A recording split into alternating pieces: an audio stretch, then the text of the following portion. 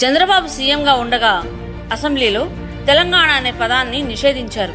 కేసీఆర్ నిన్నటి బీఆర్ఎస్ రజతోత్సవ సభలో మరొక్కసారి కేసీఆర్ గారు తమ పార్టీ ప్రస్థానాన్ని, తమ విజయాల గురించి చెప్పుకుంటూ పార్టీ ఆవిర్భావం నాటి రోజుల గురించి చెప్తూ చంద్రబాబు గారి ప్రస్తావన తెచ్చారు. మీరు చెప్పింది అక్షర సత్యం కేసీఆర్ గారు, అందులో తప్పే ఉంది. ఆనాడు తెలుగుదేశం పార్టీ ఉమ్మడి ఆంధ్రప్రదేశ్గా కొనసాగాలి అనే విధానానికి కట్టుబడి ఉంది కాబట్టి ఆనాడు మీరు లేవనెత్తుతున్న తెలంగాణ ప్రత్యేక రాష్ట్ర ప్రస్తావనతో విభేదించారు. అదే విధానాన్ని టీడీపీ 2004 అసెంబ్లీ ఎన్నికలలో కూడా కొనసాగించింది. సమైక్య రాష్ట్ర స్లోగన్తోనే ఎన్నికలకు వెళ్ళింది. మీరు కూడా ఆ ఎన్నికల్లో ఎలా అయినా టీడీపీ ఓడిపోతే చాలు అని నాటి వైఎస్ఆర్ గారి నాయకత్వంలో ఉన్న కాంగ్రెస్ పార్టీతో, ఒకవైపు కమ్యూనిస్టు పార్టీలతో, ఇంకోవైపు కూటమిగా ఎన్నికలలో పోటీ చేసింది వాస్తవం కాదా? మరి మీరు కూటమిగా పోటీ చేసిన పార్టీలలో ఏ ఒక్క పార్టీ కూడా ఆనాటికి మీ పార్టీ స్టాండ్ అయిన తెలంగాణకు అనుకూలంగా మద్దతు తెలిపే తీర్మానం చేయలేదు. అయినా మీరు వారితో కలిసి పోటీ చేశారు అనేది వాస్తవం కాదా?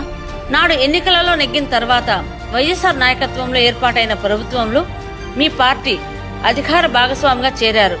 అలాగే మన్మోహన్ సింగ్ నాయకత్వంలో ఏర్పాటు అయిన కేంద్ర ప్రభుత్వంలో మీరే స్వయంగా మంత్రి పదవి తీసుకున్నారు అనేది వాస్తవం కాదా? అటువంటి మిత్రపక్షం అధికార భాగస్వామికి వెన్నుపోటు పొడిచింది.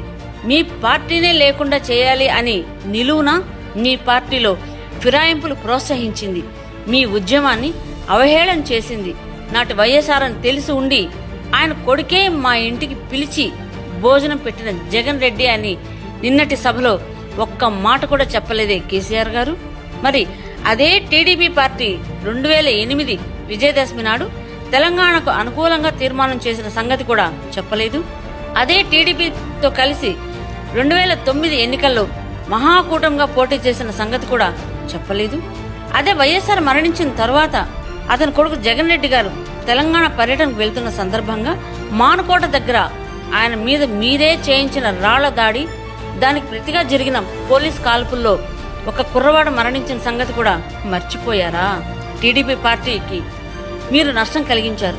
టీడీపీ నాయకత్వాన్ని, సాక్షాత్తు చంద్రబాబు గారిని మీరు అవహేళన చేశారు, అవమానించారు తప్ప టీడీపీ పార్టీని గాని చంద్రబాబు గారు కానీ ఏనాడు మీకు నష్టం కలిగించలేదు, అమర్యాదగా వ్యవహరించలేదు అని మీకు తెలీదా? ఆఖరికి మీరు పదే పదే ప్రస్తావించే ఓటుకు నోటు అంశం అసలు ఎవరి తప్పు, ఎంత అనేది కూడా బహిరంగంగా చర్చించడానికి సిద్ధం. ఆనాటి ఎమ్మెల్సీ ఎన్నికల్లో మీ నిర్వాహం ఏంటి అనేది కూడా చర్చ జరిగే తీరాలి. మీకు చంద్రబాబు గారిని బూచిగా చూపిస్తూనే మీ పార్టీ సంస్థాగతంగా బలపడటానికి టీడీపీ కేడర్ని ఫిరాయింపు చేసుకుంటూ బలపరుచుకోవచ్చు అనే వ్యూహంలో సఫలీకృతం అయ్యారు కాబట్టి ఇంకా అదే ఒరవడిని కొనసాగిస్తూ ఉన్నారు. నిజంగానే మీకు మీ పార్టీ తెలంగాణకు వెన్నుపోటు పొడిచింది ఎవరో తెలిసినా దాన్ని ప్రస్తావించరు. ఎందుకు అంటే దానివల్ల ఇప్పుడు మీకు వనగూరే లాభం పెద్దగా ఏమీ లేదు. కానీ చంద్రబాబు గారిని బూచిగా చూపిస్తూనే మరొక్కసారి తెలంగాణ ప్రజలు ఎమోషనల్ గా మీకు కనెక్ట్ అవుతారు అనే పాత చింతకాయ పచ్చడి వ్యూహాన్ని మళ్లీ అమలు చేయడం వల్ల అన్నిసార్లు లాభం జరగదు కేసీఆర్ గారు. తెలంగాణ ఎమోషనల్ వల్ల అత్యధిక లాభం పొందిన కుటుంబం ఏది? ఆ సెంటిమెంట్ తో అంతటి లాభసాటి బేరం చేయగలిగిన రాజకీయ బేరగాడు ఎవరు అనేది నేటి తెలంగాణ సమాజానికి ఒక స్పష్టత ఉంది. కాబట్టి ఇంకా చంద్రబాబు గారిని దోషిగా చూపడం అనేది మీకు గిట్టుబాటు అయ్యే బేరం కాదు అనేది రియలైజ్డ్ అవ్వండి. అన్నట్టు త్వరలో ఏపీలో సక్సెస్ అయిన ఎన్డీఏ కూటమి ప్రయోగాన్ని తెలంగాణలో కూడా ప్రయోగానికి భూమికి సిద్ధం అవుతుంది అనేది మీకున్న సమాచారం అనేది మాకు కూడా తెలుసు. ఇప్పటికీ ప్రతి తెలుగుదేశం కార్యకర్త మళ్లీ ఎప్పుడు చంద్రబాబు గారు పార్టీని క్రియాశీలకంగా చేస్తున్నారని ఎదురు చూస్తున్నారు. దానికి ముహూర్తం కూడా త్వరలోనే ఉంది కేసీఆర్ గారు. కొంచెం వెయిట్ చేయండి. అసలు సిసలు విమర్శలకు, ప్రతి విమర్శలకు మంచి కాలం ముందు చాలానే ఉంది. కాశ్మీర్లో టెర్రరిస్టులు చేసిన పని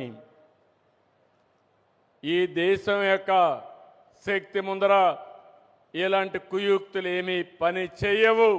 అది గుర్తుపెట్టుకోమని హెచ్చరిస్తున్నా. ఎవరైనా భారతదేశ జోలుకొస్తే అక్కడి నుంచి మటాష్ అయిపోతారు తప్ప వీళ్ళు చేయగలిగింది ఏమీ ఉండదు.